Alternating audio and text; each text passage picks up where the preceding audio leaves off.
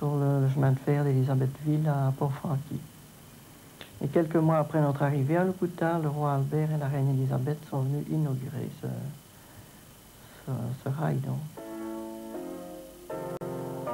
Le roi Albert et la reine Élisabeth furent les premiers souverains à visiter le Congo belge. On imagine l'accueil chaleureux que leur réserva la population congolaise tout entière. Après des visites d'usines, des plantations et des camps d'indigènes, le roi et la reine honorèrent de leur présence la fête des enfants à Élisabethville. Le Congo devient une réalité, il est couvert régulièrement dans la presse belge. Dès que le roi se déplace, mais c'est au jour le jour qu'on en parle. Il naît en Belgique tout un mouvement d'intérêt, des cercles d'études, des petites revues, des brochures. Il y a l'université coloniale qui est établie à la même époque et qui va fournir les cadres administratifs. Bon, il y a véritablement une prise de conscience à ce moment-là de ce que le Congo belge est vraiment une réalité. Au mois de juin 1930, c'est la sortie de la messe à la cathédrale d'Élisabethville.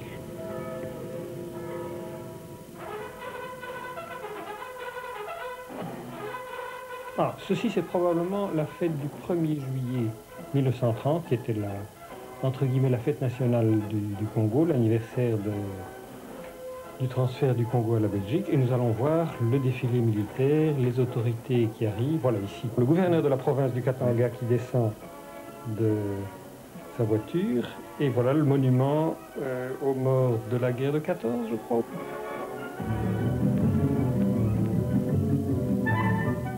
Le Bon Marché. Ça correspondait à quoi? Le Bon Marché, c'était le grand magasin de l'endroit, qui n'avait évidemment rien de comparable avec le Bon Marché que nous avons connu ici à Bruxelles. Je ne sais d'ailleurs pas si c'était la même entreprise, mais c'était un magasin où on trouvait un peu de tout.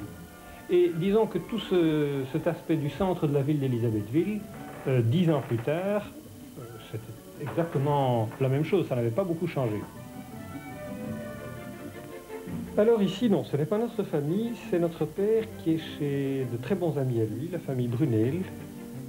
Monsieur Brunel était un avocat qui résidait à Élisabethville, et on voit ici papa qui, le jour de fête, donc le 1er juillet sans doute, rejoint la famille Brunel, où on danse, on joue, les enfants sont à la fête. On voit d'ailleurs que tout le monde a mis ses habits de cérémonie. Regardez. La jaquette était encore d'un usage courant à cette époque-là. Monseigneur Sac, l'évêque salésien d'Élisabethville. Les gens qui habitaient Élisabethville se considéraient toujours un peu à part. Ils avaient l'impression que c'était une façon de vivre plus familiale, plus détendue que dans d'autres régions où le climat était beaucoup plus dur. Et la carte, c'était la boucherie d'enfance. Oui. Mais ça devait poser des problèmes énormes, la boucherie. Oui, mais c'est en partie pour pouvoir alimenter les gens en viande qu'on avait créé tous ces élevages. Oui, mais les problèmes de conservation, par exemple, de transport. Il y avait des frigos, hein. Il y avait des frigos.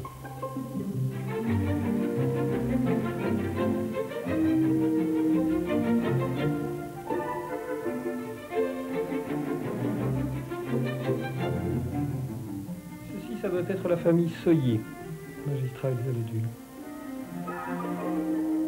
C'est la mine de Kipouchi.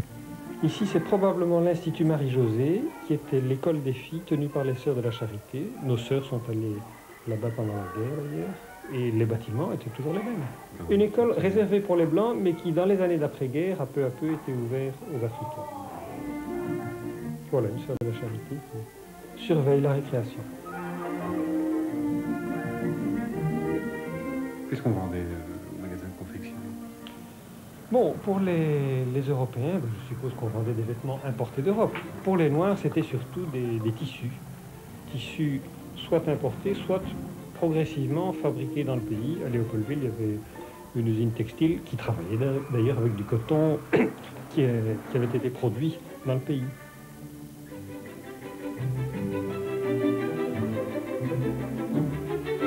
Ceci, c'est une maison typique, telle qu'il en existait tout au début de... La Chardice. Ici, il est probable que ce soit M. Hénen, qui était gouverneur de la province du Katanga à cette époque-là. Avant 1910, le Katanga avait un statut un peu privilégié parce que le gouverneur de province du Katanga était vice-gouverneur général, ce qui lui donnait une certaine prééminence par rapport aux autres.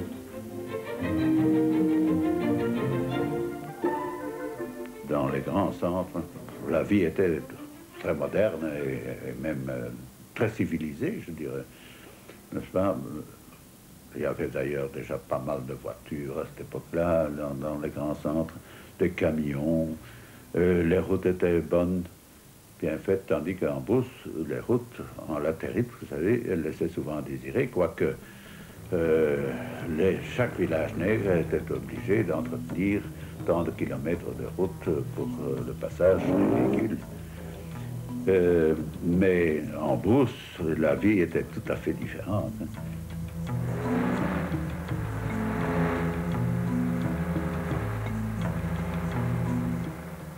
Votre mère qui est enceinte de vous et qui arrive en Afrique, et on l'accueille bien, mais est-ce On qu'elle... l'accueille merveilleusement bien. Bon, d'ailleurs, à cette époque-là, le blanc était presque un dieu. Hein. C'était, à part les endroits où, encore très reculés, où il était attaqué.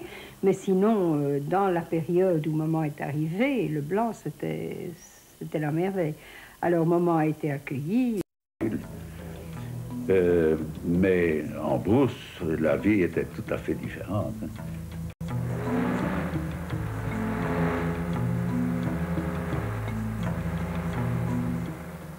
Votre mère qui est enceinte de vous et qui arrive en Afrique, et on l'accueille bien, mais est-ce On qu'elle... l'accueille merveilleusement bien. Bon, d'ailleurs, à cette époque-là, le blanc était presque un dieu. Hein. C'était, à part les endroits où, encore très reculés, où il était attaqué.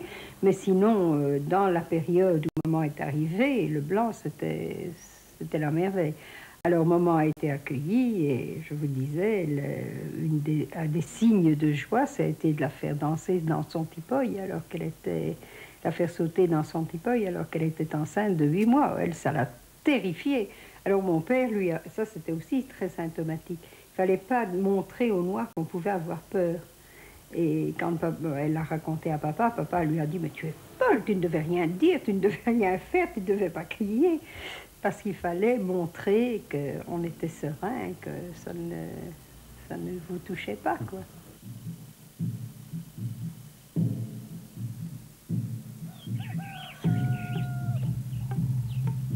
Ça, c'est un endroit où nous habitions parce qu'en fait, papa construisait des routes. Alors, il a souvent sillonné, nous étions souvent en brousse dans des gîtes d'étape et nous avions des arrêts en quelque sorte où on restait quelque temps dans un village avec une maison qui était à notre disposition et tout ça. Et ceci est à Kafakumba, si ma mémoire est bonne.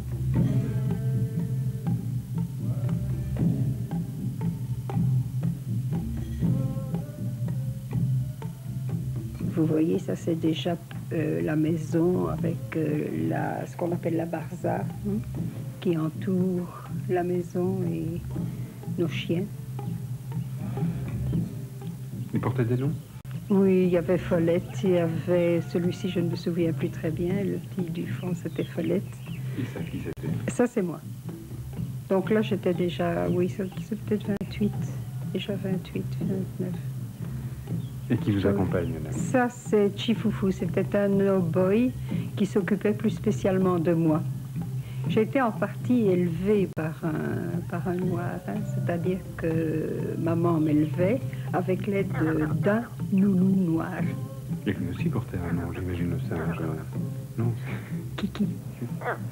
Assez bête, Kiki. C'était un singe qu'on vous avait rapporté? En général, presque tous nos animaux sauvages étaient des animaux dont mon père avait tué soit les parents et qui me rapportaient tout petit. On avait un chat sauvage, on a eu un léopard aussi, qu'on a gardé 1 an presque. C'est de là que je garde, je crois, mon amour des animaux, c'est que on a eu aussi un chimpanzé qui adorait boire d'ailleurs. On a eu énormément d'animaux, on les adorait. Il y avait des Noirs qui nous apportaient en effet des oiseaux, des animaux qu'ils avaient capturés. Ou... Ils nous avaient apporté un serpentaire, un énorme bec qui est assez dangereux, assez vindicatif aussi. Et moi, ayant l'habitude de caresser les oreilles du perroquet, les oiseaux adorent ça, je suis allée près du serpentaire et, inconsciente, j'ai commencé à caresser les oreilles du serpentaire, qui s'est d'ailleurs laissé faire avec beaucoup de plaisir. Et les Noirs sont arrivés chez maman en hurlant que j'étais occupée à... Eux n'osaient pas m'approcher. Ça, c'est le singe qui a l'habitude de chercher d'éplucher son compagnon et qui, évidemment, ayant une chevelure sous la main, fait exactement la même chose. Et c'est assez drôle. Je suis occupée à me dire si est-ce qu'il trouve quelque chose. Ça me fait vraiment plaisir de revoir ça parce que il y a des années que je n'avais plus vu ça. Des années, des années. Mais les animaux étaient vraiment intégrés, finalement. Oui. Même certains nous ont parfois sauvés. Dans la maison même, quand on faisait la sieste, il est arrivé aux singes d'hurler parce qu'un serpent était dans la pièce. Et à ce moment-là, on appelait les boys, on faisait chasser le serpent ou l'écraser. Notre léopard, on l'a gardé 1 an et puis on a dû s'en séparer parce qu'avec nous, il était très gentil, mais dès qu'il y avait des étrangers, ça devenait catastrophique. Alors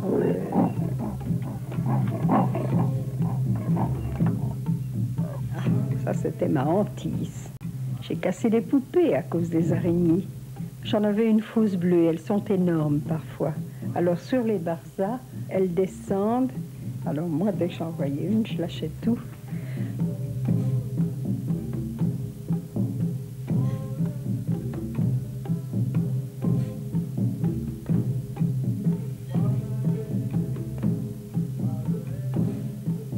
Je crois qu'il est difficile de réaliser quand on a une enfance en Europe, comment peut être une enfance en Afrique.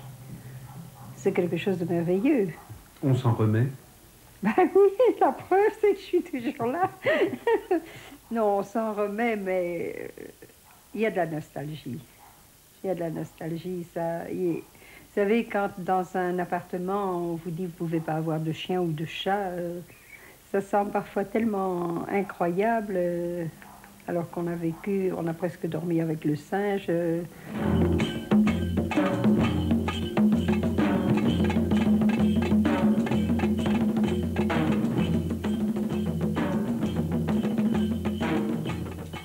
J'arrive à Taizville, et là j'entre en stage, n'est-ce pas, je suis adjoint donc, n'est-ce pas, à l'administrateur en titre. Qui était à l'époque? Peigneux, Monsieur Peigneux.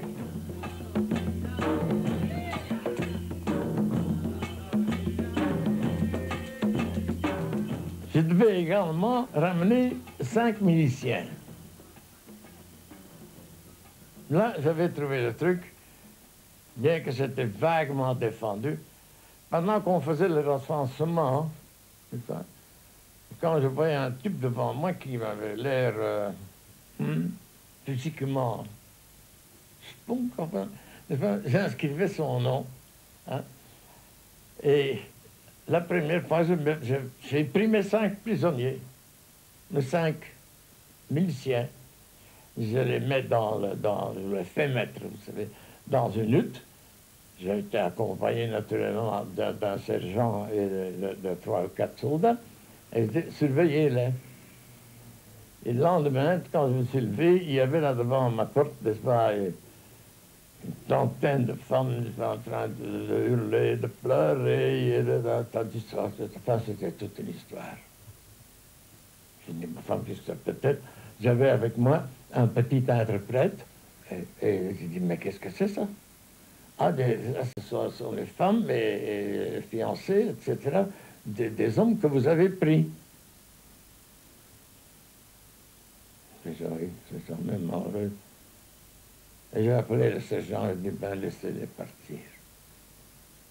Oui, le bleu qui est en train de travailler, hein, c'était ça, là, je ne l'ai jamais fait. J'ai continué mon voyage en cours de route, j'ai pris des miliciens, mais cette fois-ci, vous savez, ça n'a plus pris. Ils ont encore une fois venu pleurer, mais comme ça ne prenait pas, parce que moi, je devais quand même rentrer avec mes 5 gaillards. Et je suis rentré avec mes 5.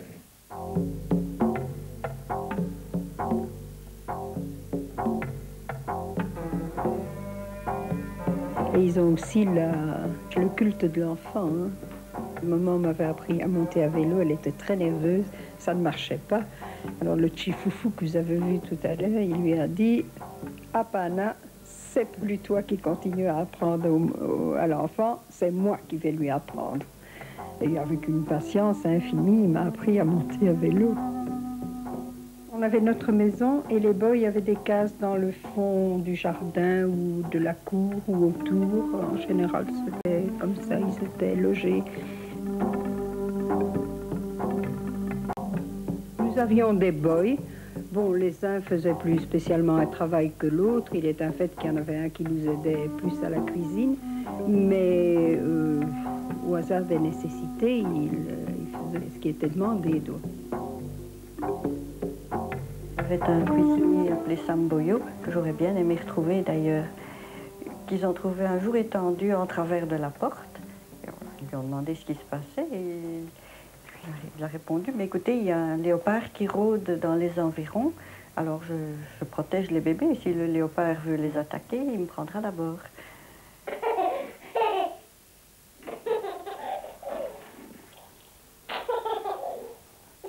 Un boy, c'est une personne humaine, comme l'est votre femme à journée.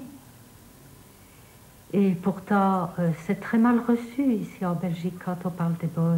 On a l'air d'être esclavagistes. Ça ne correspondait pas à la réalité? Ah non, parce que le boy faisait partie de la famille.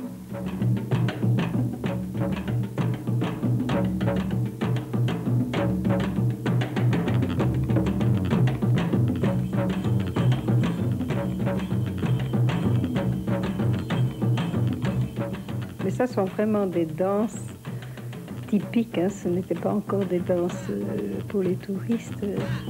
Mon père connaissait les significations, d'autant plus qu'il était très lié avec certains chefs.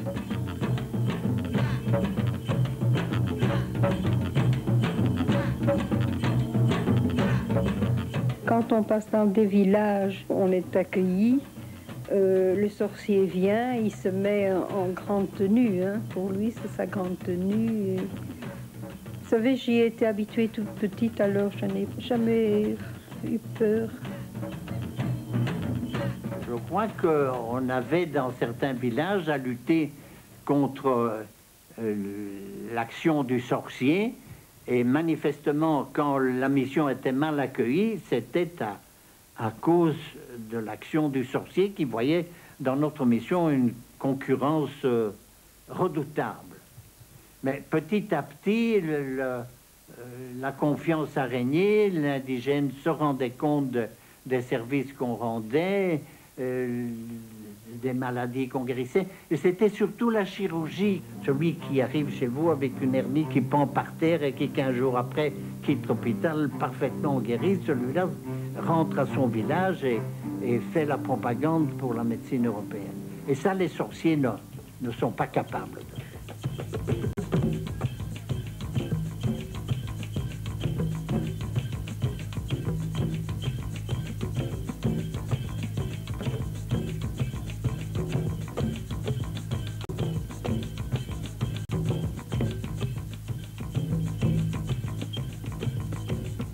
On va créer ce qu'on appelle les chefferies, les secteurs, toute une infrastructure administrative africaine simplement parce qu'on ne sait pas payer une administration européenne, que par la force des choses, cette implantation générale des Européens, pour toute espèce de raison administrative, commerciale, missionnaire, médicale et ainsi de suite, va probablement nous faire mieux prendre conscience qu'il y a quand même des Africains dans cette histoire.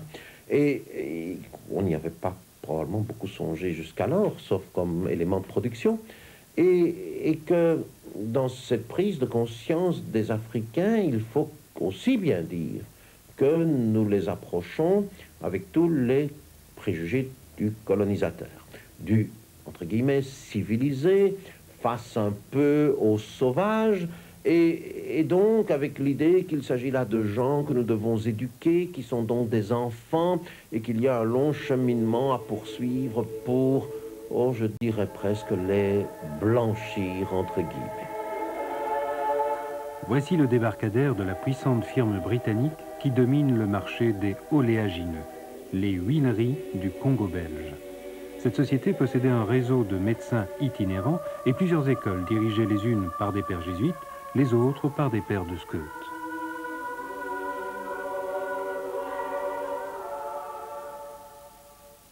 Mais je suis partie en brousse à Boussanga, je me souviens du nom maintenant, juste après mon mariage. C'était le premier poste donc qu'avait mon mari, une fois marié.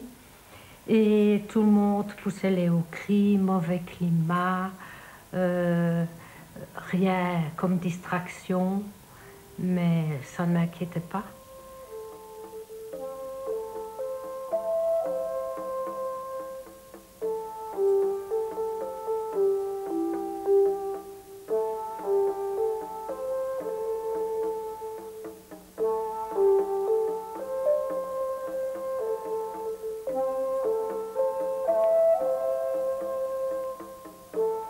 Les Blancs étaient très rares. En 29, il y avait d'immenses territoires qui étaient parcourus par les administrateurs et les agents territoriaux. Les missions étaient installées, mais de loin en loin. Le père faisait des tournées, et puis alors de rares médecins aussi.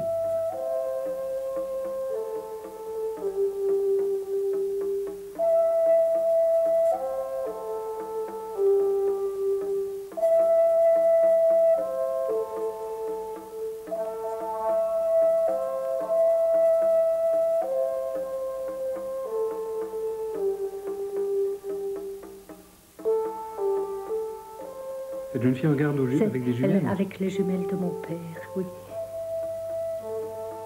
Ça les amuse probablement très très fort. C'est presque magique. Alors celui-là, qu'est-ce qui montre? Son arc? Un arc? Oui. Ils viennent montrer leurs armes.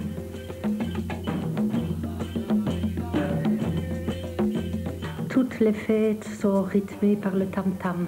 Ce sont des tam-tams.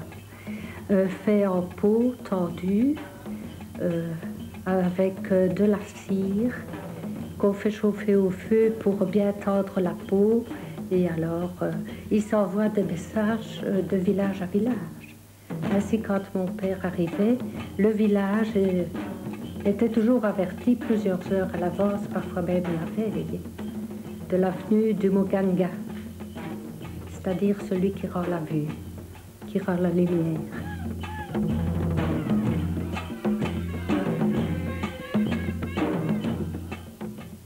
Des petits poissons, parce que parfois ils en ramènent de très gros. Et là, on est occupé à piler, ou bien le mil, ou le maïs, ou le manioc, pour faire le boukari.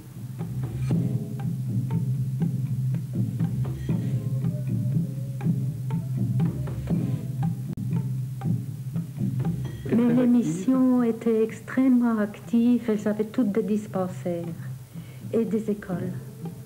Et elles s'occupaient vraiment beaucoup du bien-être de la région. Les missionnaires étaient partis, évidemment pour prêcher l'évangile, mais aussi pour s'occuper du bien-être des populations qu'ils rencontraient. Le bien-être, c'était d'abord soigner les maladies, je pense.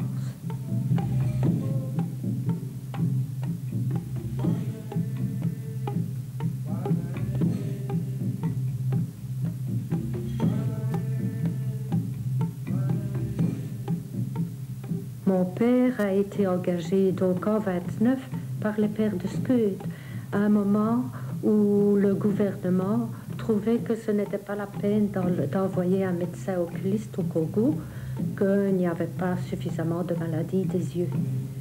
Alors que les pères de Scud l'ont engagé justement parce qu'il y avait beaucoup de maladies des yeux dans la région. Donc il était payé par les missionnaires. Ça, ce sont des aveugles qui sont conduits alors par des enfants. Ce sont les aveugles que mon père a rencontrés et qui l'ont incité à rechercher quelle maladie il pouvait avoir et comment il l'attrapait. Alors il a découvert que c'était l'onchocercose. Et c'est une maladie qui n'était pas connue, qui n'était pas recensée en Afrique. Des files interminables de malades affluent vers le poste médical. La lèpre, la variole, le paludisme, l'onchocercose, pour ne parler que des maladies tropicales les plus connues, ravagent des régions entières. Il est bon de rappeler le travail remarquable réalisé par des médecins itinérants visitant de 100 à 800 personnes par jour. L'infrastructure médicale sans cesse plus efficace permit d'enrayer et de vaincre la plupart des fléaux. Et voilà probablement un dispensaire de papa, son microscope, son infirmier.